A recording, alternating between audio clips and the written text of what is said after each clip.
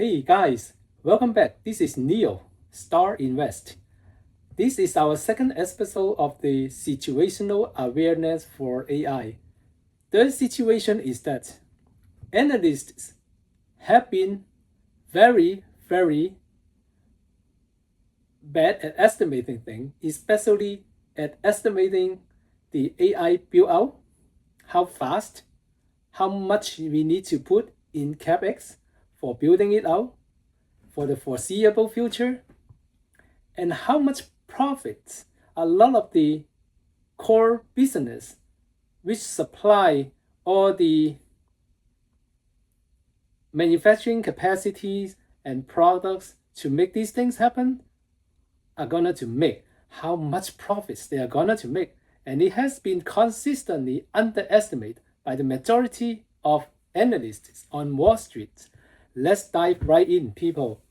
The most recent earnings round, Q2, quarter 2 of 2026, report late July and up until now, still going on, provided some of the cleanest evidence yet that AI Capex isn't just continuing, it is accelerating.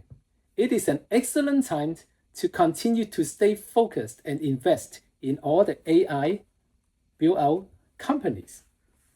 Because when the hyperscalers, namely Amazon, Google, Meta, Tesla, SpaceX, you name it, when these big companies spend tons, trillions of dollars in building out this AI infrastructure, some company stand to benefit because of what they provide.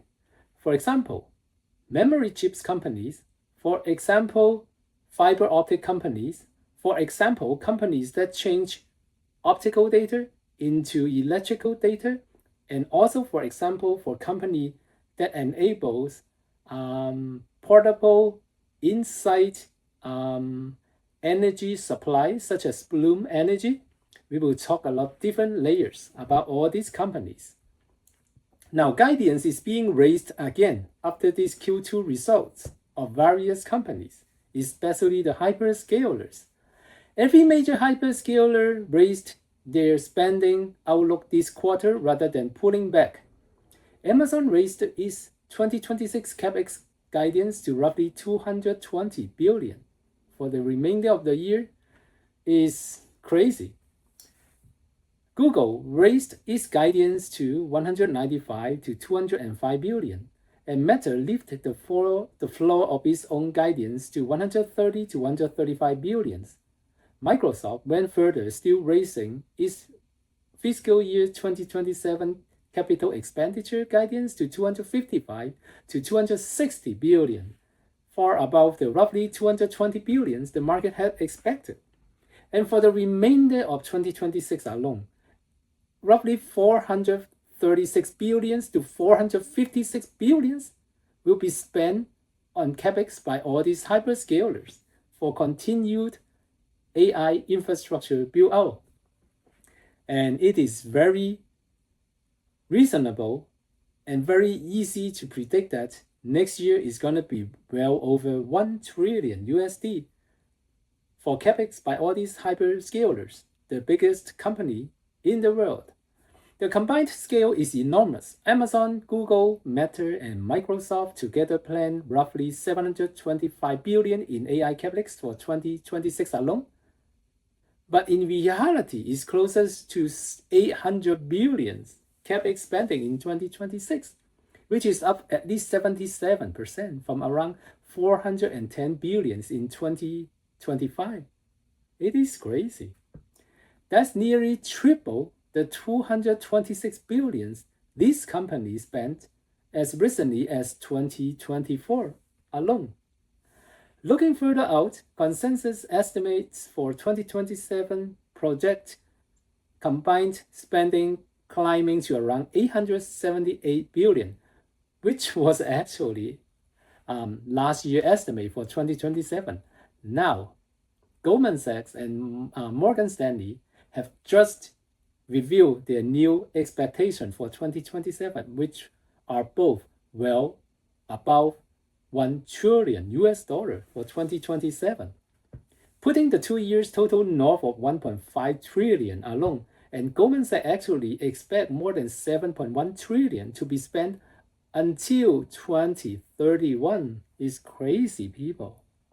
We are not slowing down, and we will still spend more because of the following that we are going to discuss. Because of the following, which we are discussing soon. Because of the following reasons. Management of these hyperscalers are framing it as demand-driven, not speculative. This is more interesting evidence for will it continue. Microsoft points to an 84% surge in remaining performance obligations, reaching 678 billion. As evidence of revenue visibility over the next 12 to 24 months, Amazon's reasoning is similarly demand-anchored. Amazon indicated the majority of its 2027 capacity is already reserved by customers, and a meaningful amount of 2028 capacity as well, meaning the spending is being locked in against contract future demand, not built speculatively.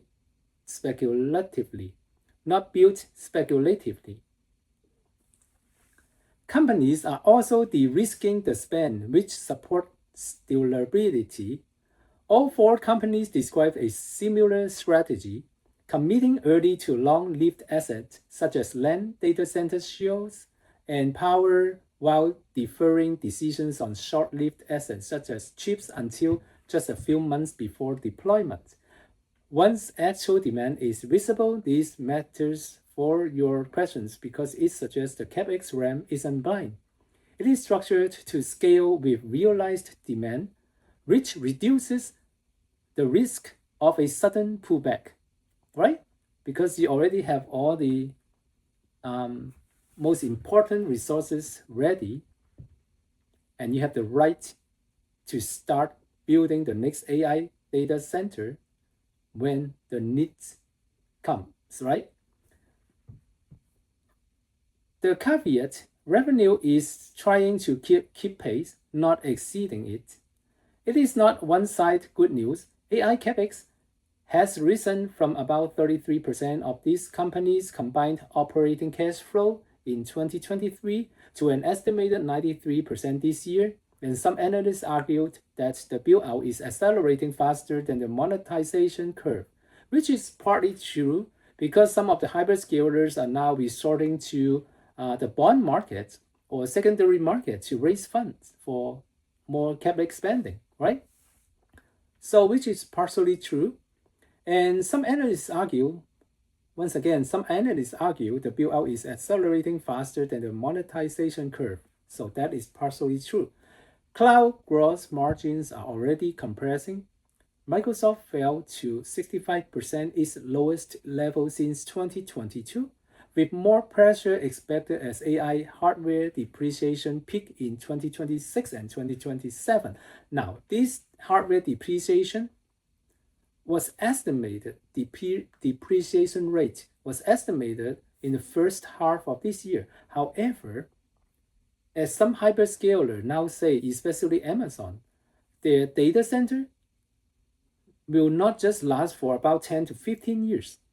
The existing hardware can last for 20 to 25 years, much longer than originally expected. So the depreciation rate would be much slower. Okay? And notably, Meta's CFO explicitly declined to give a 2027 Capex number, which has been changed as well. So we will discuss soon. So continuing strongly as well support through 2026 and 2027. All right, let's dive more right in. Let's take a look at some of the slide here and see the Capex spending for the next few years. It's gonna be nice. Hey people, so before we continue with all the big numbers, let's take a look at this morning what the stock market is doing, shall we? All right, here we arrive as Napiers Group. NBIS, my God, wasn't it 170 just 2 weeks ago, and now it's 250 almost. Today sold up 28%. Oh my gosh, it was 164 2 weeks ago. Wow, this is absolutely crushing everything. 145 at the low. See? My gosh, and look at everything is green. The earning has been wonderful. And what did we know about last night that we will also talk about in our next video, which is NVIDIA is gonna have a 500 billion new funding for the AI infrastructure build out. And the company has lined up 6 to 7 very big institutional investors for the fund as well. OMG. Look at that. Nabius, CoreWeave, Supermicro, Lumentum, and Cerebras they are all going up, going up. And oh, amazing. Look at the reported Nabius reported a 454% surge in Q2 revenue to 582 million. That is 4.5x surge in revenue. This is crazy. And look at our portfolio. This is exactly what I have in my portfolio. My second largest portfolio, which is all AI focused company in my portfolio, which is Micron, up 7.5%, SanDisk, Nokia, 10%, AMD, Intel, Nvidia, Vertiv, Navitas, Applied Optical, and Nabius, 28%, Iron, Form Factor, Marvell, Rocket Lab, OMG, my goodness. And remember, I had 2 IPO shares of SpaceX. I sold everything at 187, and now SpaceX was briefly under 100, right? 2 weeks ago, and now it's maybe 120, 130 plus and minus. But still, I think the trend is going down first until it can prove that it can win new contract and also shrink their loss, quarterly loss, which is too much for now. All right, people. Oh, look at that, look at that. I just saw it.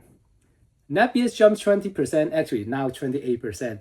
Days after Michael Berry, the idiot, said his AI shorts were like shooting fish. Let's see. Shooting fish in a barrel. This idiot guy. Oh my goodness, people. So what did we talk about 2 or 3 videos ago? His loss will be our gain soon. And this is exactly the type of idiots, because he was a genius when it came to simple stuff, such as the real estate market, where things are simple to monitor and they are very interest rate sensitive. However, the AI build out is not that interest rate sensitive, and things are much more complex than it looks on the surface. The interconnection in between all these greatest companies on earth, how their interconnected activity will enhance the future deployments of every single AI large language model and inference. And then the build out of the physical AI, space AI, edge AI. We are talking about, remember, the edge AI, right? We'll use 4 times to 5 times the memories of today. And then the physical AI, the robotics, humanoid robots, and factory automation will use 10x the amount of memories compared to today's needs for memory. So we are still talking about the very big increases in demands in the future for different types of memories. Now you may have Cerebras, which the company that say they make their integrated big AI accelerated chips and avoid using HBMs.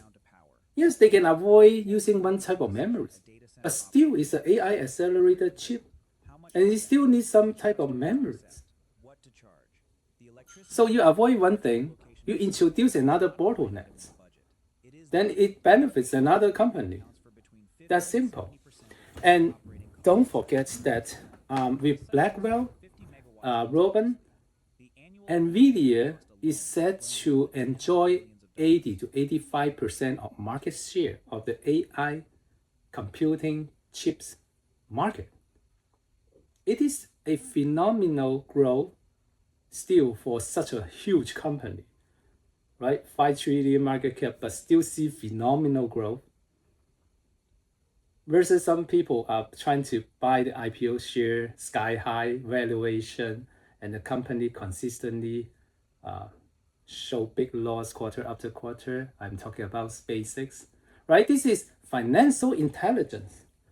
And I believe my viewers are very intelligent types of people. And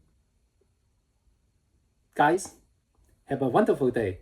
All right. And now let's continue with the slides. What a joke, this Michael Burry, to be buried.